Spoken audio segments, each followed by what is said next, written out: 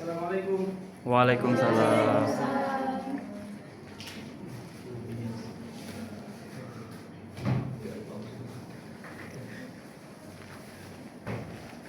Baik, assalamualaikum warahmatullahi wabarakatuh. Waalaikumsalam warahmatullahi wabarakatuh. Pagi anak-anak. Pagi, Pak. Bagaimana kabar hari ini? Alhamdulillah. Baik, sebelum kita belajar, kita berdoa dulu ya. Doanya hari ini dipimpin oleh silakan nih. Doa ya.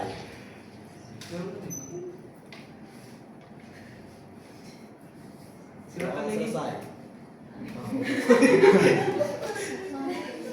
Baik, sebelumnya Bapak absen dulu ya. Ada yang tidak masuk hari ini? Ada, Pak. Siapa? Supratman. Kelasnya apa? Tidak tahu, Pak. Sakit. Sakit, Pak. Sakit ya? Ya. Cuma satu orang yang masuk ya? Laki-laki.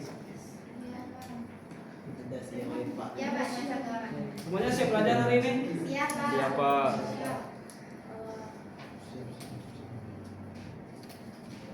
Baik anak-anak. Jadi sebelum kita belajar, Bapak ingin bertanya dulu sedikit. Jika mendengar kata ilmuwan, siapa yang ada di benak kalian? Ilmuwan. Albert Einstein. Albert Einstein. Lagi? Siapa? Thomas Alva Edison. Lagi? Benar ya, yang disebutkan teman-teman tadi adalah ilmuwan, tetapi berasal dari barat. Nah, jadi sampai sekarang mungkin masih ada di antara kita yang mengenal banyak sekali ilmuwan, tapi belum mengenal terlalu dalam ilmuwan-ilmuwan muslim. Ya, oleh karena itu hari ini kita akan belajar tentang lahirnya ilmuwan-ilmuwan muslim pada masa dinasti Abbasiyah. Nah, jadi anak-anak, puncak keemasan Islam atau yang bisa disebut dengan Islamic Golden Age ini terjadi pada masa dinasti Abbasiyah, di mana pada saat itu kota Baghdad ini merupakan pusat perdagangan sekaligus ilmu pengetahuan. Nah, jadi khalifah yang memimpin pada saat itu, Khalifah Harun al-Rashid, ini bertekad mendirikan sebuah bangunan. Ada yang tahu bangunan apa? Bukan. Bangunan yang diberi nama Bait al-Hikmah atau Baitul Hikmah. Ada yang tahu bangunan apa itu? Baitul Hikmah? Tidak tahu, Pak. Belum tahu ya. Jadi Baitul Hikmah ini merupakan sebuah pusat penerjemahan sekaligus perpustakaan dan juga universitas terbesar pada saat itu. Nah, jadi dengan adanya Baitul Hikmah ini mengundang banyak sekali ilmuwan-ilmuwan dan pembelajar dari luar kota Baghdad untuk datang, dan sekaligus mereka berdagang, kemudian juga ikut berkontribusi dalam kegiatan intelektual. Nah, jadi di perpustakaan inilah banyaknya lahirnya ilmu-ilmu muslim. Dan di perpustakaan ini juga menjadi pusat penelitian sekaligus penerjemahan karya-karya dari Yunani, India dan juga Persia. Nah, kemudian apa saja bidang yang dikaji pada perpustakaan ini? Nah, jadi ada banyak sekali bidang-bidang pengetahuan yang dipelajari di perpustakaan Baitul Hikmah, mulai dari ilmu kedokteran, ilmu filsafat, astronomi, matematika, dan juga banyak lagi yang lainnya. Kemudian siapa saja ilmuwan-ilmuwan yang terkenal dan populer pada saat itu? Nah, di bidang kedokteran kita bisa mengenal Ibnu Sina. Mungkin anak-anak sini sudah tahu ya Ibnu Sina ya. Ibnu Sina merupakan bapak kedokteran, di mana dia menciptakan kitab yang bernama Al-Qanun fi Al-Tib. Dan sekarang kitab ini, teori dari Ibnu Sina ini digunakan dan dipelajari oleh mahasiswa kedokteran di seluruh dunia. Nah, kemudian di bidang matematika kita bisa mengenal Al-Khawarizmi yang merupakan bapak. Ada yang tahu Al-Khawarizmi? Bapak siapa? Bapak siapa? Bapak Al-Jabar. Benar sekali. Mungkin anak-anak di sini pernah belajar ya matematika yang rumusnya ada huruf X, huruf Y yang bikin kita pusing kepala. Itu merupakan teori yang dikemukakan oleh Al-Khawarizmi. Kemudian di bidang filsafat ada Al-Kindi, Al-Farabi, dan juga banyak sekali ilmuwan-ilmuwan yang lahir pada masa dinasti Abbasiyah ini. Nah, jadi bisa kita simpulkan bahwa yang peradaban teknologi yang mulai sekarang ini tidak terlepas dari kontribusi dan pengaruh dari ilmuwan-ilmuwan Muslim terdahulu. Nah, bisa dipahami ya anak? Bisa dipahami? Bisa Pak. Oke, selanjutnya Bapak ingin kalian membagi menjadi beberapa kelompok. Yang perempuan, tadi lah kelompok. Kelompok 1 dari Batas sampai Marsa dan Salsa. Dari belakang kelompok 2. Laki-laki juga menjadi satu kelompok aja ya. Nah, kelompok 1 temanya Ibnu Sina, kemudian kelompok 2 Al-Khawarizmi, dan kelompok 3 Al-Farabi. Nah, jadi dengar ya, tugas kalian silakan setiap kelompok analisis biografi, karya, serta hal-hal yang berkaitan dengan ilmuwan tadi ya, yang sudah dibagikan. Nah, setelah itu silakan perwakilan 2 orang presentasi di depan kelas. Presentasinya dengan metode wawancara. Jadi 1 orang, perhatikan, nanti 1 orang yang maju. Jadi seolah-olah sebagai ilmuwan yang dimaksud, dan 1 orang lagi sebagai wartawan, atau nanti mereka akan saling berdialog. Bisa dipahami ya anak? Bisa ya? Nah, silakan waktu hari ini. Berarti yang dari setiap kelompok tadi perwakilan maju ada 2 dong Pak? Iya, ada 2 orang. Iya. Silakan berdiskusi. Silakan. Yang ditanyakan tadi kan ada wartawan. Iya. Nah, menanyakan terkait geografi tadi apa? Biografi, karya, atau hal-hal yang berkaitan. Oke. Jadi Silakan kalian cari sumber dan referensinya dari handphone kalian ya, tidak apa-apa. Waktu diskusinya 7 menit, mulai dari sekarang.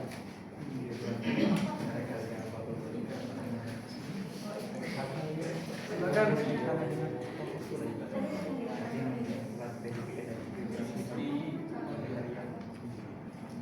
Al-Farabi kemarin.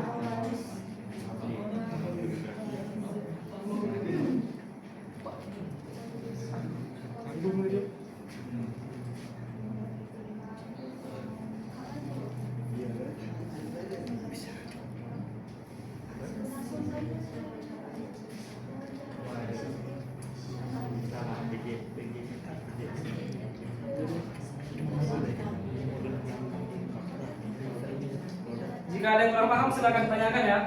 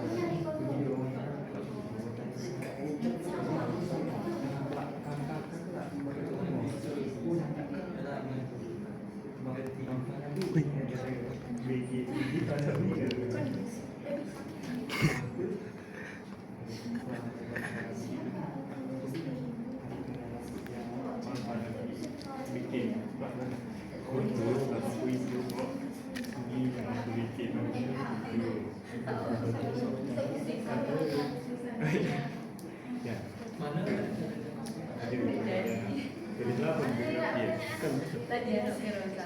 Kemana nak ini yang dari Tadi jadi Firoza. Oh, jadi apa yang berkira? Jadi apa berarti? Jadi ada ya, jadi ada. Jadi bang Farabi.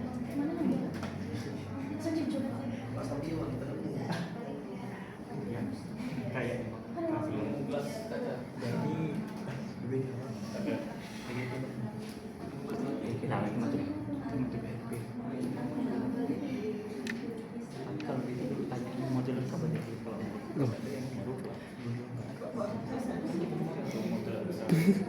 baru materi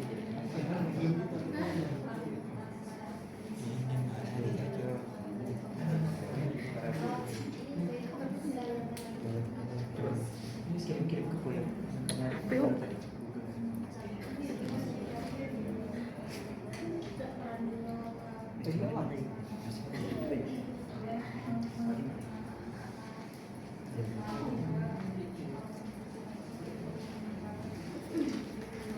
Baik anak-anak, apakah diskusinya sudah selesai? Aduh, belum Pak. Ada yang sudah, yang belum ya? Silakan. Aduh. diskusi dulu. Berat Pak.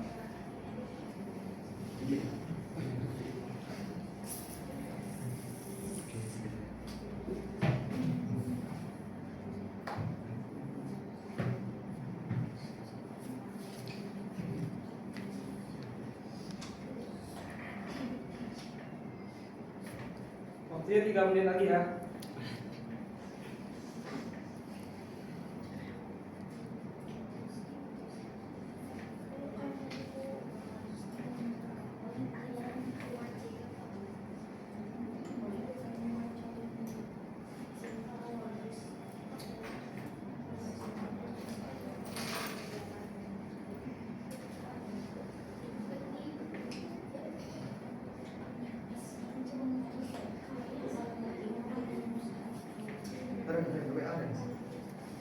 Apa bagaimana? Bede.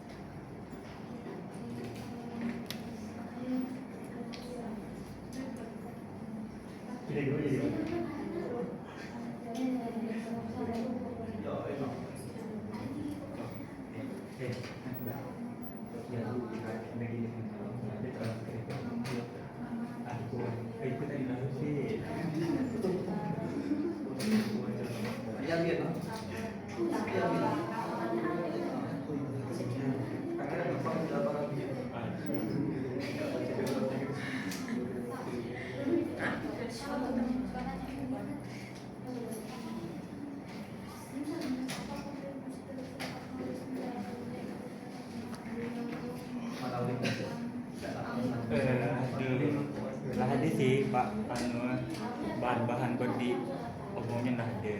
Nah, belum siap baik. Sudah selesai anak-anak semuanya? Ada tak sih? Kelompok 2 udah? Udah ada dua. Aduh, aku jadi suka tanya tadi. Sudah.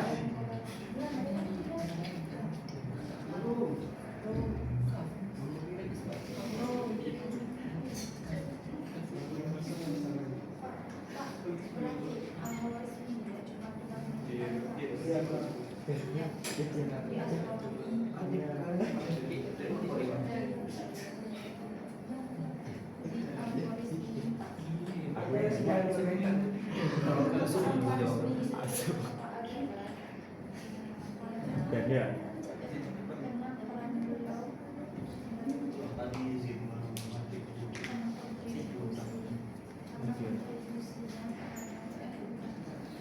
Baik, waktunya sudah habis ya. Jadi presentasinya akan dimulai dari kelompok 1. Silakan maju kelompok 1.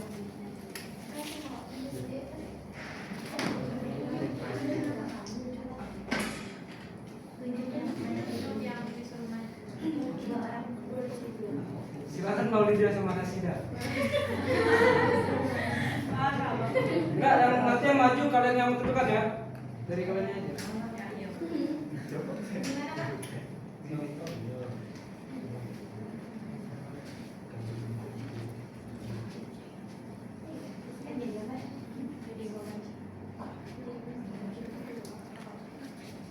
Silakan teman-teman yang lain, silakan diperhatikan dan catat ya. Supaya ibu nama saya yang disampaikan. Silakan. Assalamualaikum Bapak, selamat pagi. Hari ini saya berkesempatan mewawancarai tokoh besar Ibnu Sina. Terima kasih telah bersedia hadir pada pagi hari ini. Waalaikumsalam, dengan senang hati semoga bermanfaat. Anda dikenal sebagai Bapak Kedokteran Modern. Bisa dijelaskan mengapa Anda mendapatkan julukan tersebut? Nah, julukan itu diberikan karena karya saya di bidang kedokteran, terutama kitab Al-Qanun fi Al-Tib yang menjadi rujukan utama dalam dunia medis di Eropa dan dunia Islam selama berabad-abad. Bisa diceritakan sedikit tentang latar belakang Anda? Baiklah, perkenalkan, nama lengkap saya adalah Abu Ali Al-Husain bin Abdullah bin Sina. Saya lahir pada tahun 880 M di Al-Fansha, dekat Bukhara, dan wafat pada tahun 1037 Masehi di Hamadan, Iran. Sejak kapan Anda mulai menunjukkan kecerdasan dalam belajar? Sejak kecil saya sudah tertarik dengan ilmu. Saya menghafal Al-Quran di usia sekitar 10 tahun, mulai belajar kedokteran di usia 13 tahun, dan menjadi dokter pada usia 18 tahun. Selain kedokteran, bidang apa saja yang Anda kuasai? Nah, saya mempelajari banyak bidang seperti filsafat, astronomi, matematika, teologi, bahkan puisi. Nah, ilmu itu tadi berkaitan dan penting untuk memahami secara menyeluruh. Selain Al-Quran, fi Al-Tib, apa karya penting lainnya? Saya juga menulis kitab Asy-Syifa yang merupakan ensiklopedia besar dalam bidang filsafat dan ilmu pengetahuan. Apa kontribusi Anda dalam dunia medis? Nah, saya mengembangkan konsep penyakit menular, tentunya karantina, serta melakukan studi tentang penyakit seperti tuberkulosis. Saya juga meneliti berbagai metode diagnosis penyakit, termasuk penyakit jantung dan mata. Bagaimana perjalanan hidup Anda? Saya tidak hanya menjadi dokter, tetapi juga pernah menjadi wazir dan penasihat politik.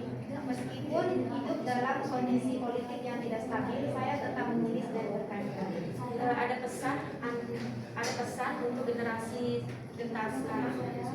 Nah, untuk pesannya, saya berpesan untuk teruslah mencari ilmu dengan sungguh-sungguh, karena ilmu adalah kunci untuk memberikan manfaat bagi umat manusia. Baik, terima kasih atas waktu wawancaranya pada hari ini.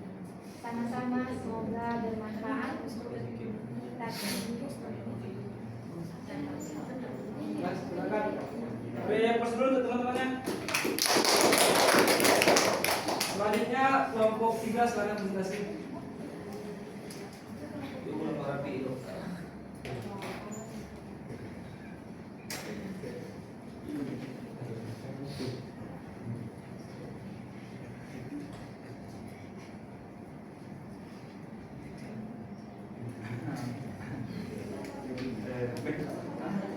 Agak maju ya. Oke, Pak.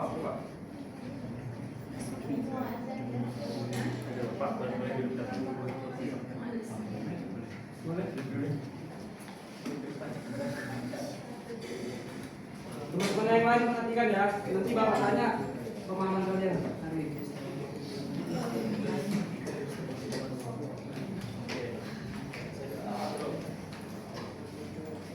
Baik, Assalamualaikum warahmatullahi wabarakatuh.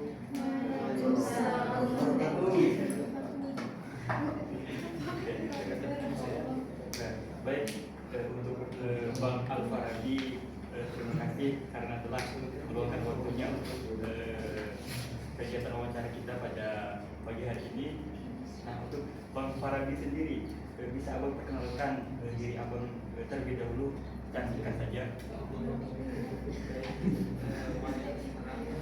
Saya nama Bapak Abu Nasir Muhammad bin Muhammad Al-Farabi. Sebenarnya paling besar sana tiga. Saya dikenal sebagai seorang filsuf, ilmuwan, dan pemikir dalam bidang logika, musik, serta politik. Saya lahir di Porok, wilayah Turkestan di sekitar abad ke-10. Oke Bang. Nah, pertanyaan selanjutnya, apa yang mendorong Abang Al-Farabi ini untuk mendalami ilmu pengetahuan? Apa memiliki kecintaan besar terhadap ilmu dan kebenaran? Saya percaya bahwa akal manusia adalah anugerah dari Allah yang harus digunakan untuk memahami memahami realitas anugerah dari Allah yang Maha Esa untuk mencapai kebahagiaan sejati. Baik Bang. Nah, Abang kan dikenal juga nih sebagai guru kedua setelah Aristoteles. Nah, bagaimana pendapat Abang mengenai julukan tersebut, Bang? Julukan tersebut merupakan bentuk penghargaan dari para sarjana setelah saya. Saya banyak mengkaji pemikiran Aristoteles dan berusaha menjelaskan serta mengembangkannya dalam konteks Islam. Namun, saya tetap menempatkan wahyu sebagai sumber kebenaran tinggi. Baik Bang. Nah, kita berbicara mengenai kontribusi Bang ya. Apa kontribusi terbesar Abang dalam dunia keilmuan, Bang? Nah, salah satu kontribusi terbesar Abang adalah dalam bidang filsafat politik melalui karya saya Al-Madinah Al-Fadilah Musa Kota Ulama. Nah, dalam karya tersebut Abang menjelaskan konsep masyarakat ideal yang dipimpin oleh pemimpin yang bijaksana, adil dan berekonomitas. Oh, oke Bang. Jadi Bang. Nah, bagaimana pandangan Abang nih tentang hubungan antara agama dengan filsafat itu sendiri, Bang? Kalau menurut Abang sendiri, agama dan filsafat tidak bertentangan. Keduanya memiliki tujuan yang sama, yaitu mencapai kebenaran dan kebahagiaan manusia. Filsafat menggunakan akal, sedangkan agama menggunakan wahyu. Keduanya saling melengkapi. Oke, Bang. Mungkin cukup sekian Bang wawancara kita pada pertemuan kali ini, Bang. Nah, untuk Abang Al-Farabi ini, ada nggak Bang kata-kata buat teman-teman kita, Bang? Kata-katanya Bang Farabi. Kata-kata dari teruslah mencari ilmu dengan sungguh-sungguh, gunakan akal dan hati secara seimbang. Jadilah manusia yang tidak hanya cerdas, tapi juga berakhlak mulia. Karena ilmu tanpa moral tidak akan membawa kebahagiaan sejati. Oke Bang, makasih Bang untuk wacaranya Bang. Ya. Baik, tepuk tangan dulu untuk Bang Farabi dan Oke, selanjutnya silakan kelompok terakhir, kelompok kedua. Siapa?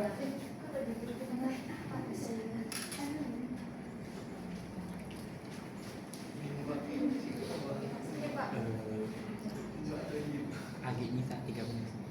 Baiklah, Assalamualaikum warahmatullahi wabarakatuh. Waalaikumsalam warahmatullahi wabarakatuh. Selamat siang Bapak, terima kasih sudah menyempatkan waktu untuk sesi wawancara kita pada hari ini. Baiklah, yang mana beberapa sumber yang kita tahu ya Pak, kalau Bapak itu merupakan Bapak ilmuwan besar yang bernama Al-Khawarizmi. Boleh Bapak perkenalkan sedikit tentang biografi Bapak? Baik, terima kasih. Perkenalkan, nama saya Muhammad Ibnu Musa Al-Khawarizmi. Saya adalah seorang ilmuwan dari abad ke-9 yang berasal dari wilayah Khawarizm. Sekarang saya di Uzbekistan. Ia hidup saya lahir pada tahun 780, wafat pada tahun 850 Masehi, dan bekerja di Al-Bayat Al-Hikmah di Baghdad, pusat ilmu pengetahuan pada masa Kehalifahan Abbasiyah. Saya dikenal sebagai Bapak Aljabar karena kontribusi saya dalam mengembangkan cabang matematika yang sekarang kita kenal sebagai aljabar. Berarti itu merupakan mengapa? Jadi pertanyaan mengapa kalau Bapak itu dipanggil sebagai Bapak Aljabar? Terus selanjutnya kita akan bahas tentang kontribusi ya Pak. Apa kontribusi dari Bapak Al-Khawarizmi ini dalam dunia ilmu pengetahuan Pak? Baik, di sini saya berkontribusi sebagai dalam pengembangan algebra melalui buku Alkitab Aljabar wal Muqabalah. Saya juga berjasa dalam memperkenalkan sistem angka yang digunakan sekarang serta konsep algoritmik. Boleh dijelaskan ulang Pak, kenapa Bapak itu disebut sebagai Bapak Aljabar? Baik, di sini Saya pertama kali menyusun metode sistematis untuk menyelesaikan persamaan matematika dan menjelaskan konsep aljabar secara terstruktur. Ya, sekarang kan sudah berada di zaman modern ya Pak. Nah, apa pengaruh karya Bapak terhadap dunia modern Pak? Di sini pengaruhnya sangat besar, terutama dalam matematika dan teknologi. Konsep algoritmi menjadi dasar dalam ilmu komputer dan pemrograman. Selanjutnya, bagaimana Bapak Al-Khawarizmi ini bekerja dan mengembangkan ilmunya Pak? Di sini saya bekerja di Al-Bayat Al-Hikmah yang merupakan pusat penelitian dan penerjemahan ilmu pada masa itu.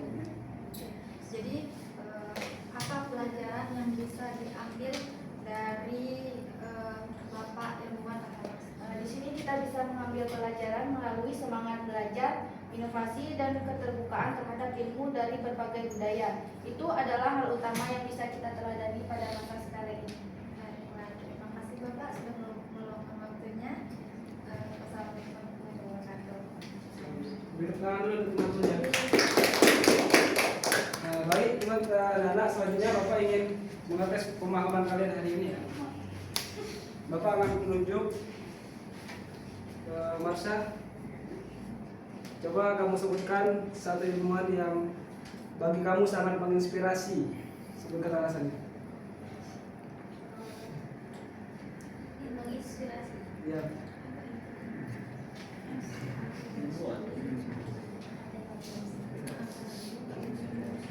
Kalau menurut saya ilmu Cipta Ya. Kenapa? karena dia harus membantu pusing. Terima kasih. Kemudian Abdi, siapa menurut kamu ilmuwan yang sangat menginspirasi dan sebutkan alasannya?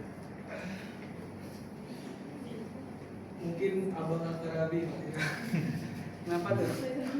Karena sangat memotivasi Pak, dari segi motivasinya. Oke. Oke, baik.